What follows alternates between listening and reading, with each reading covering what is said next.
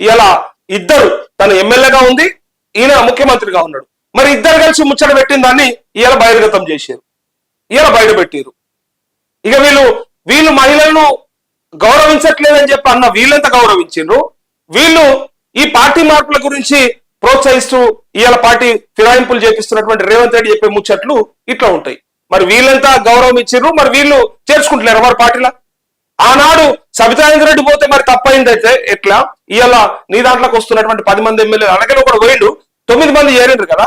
So అది ఎట్లా right అవుతుంది? మరి ఈ రోజు మీరు సబితా ఇంద్రెడ్డి తప్పు అని అంటే ఆనాడు మరి మీరు చేసింది కూడా తప్పే కదా, పార్టీ ఫిరాయింపులను ప్రోత్సహించడం కూడా తప్పే కదా.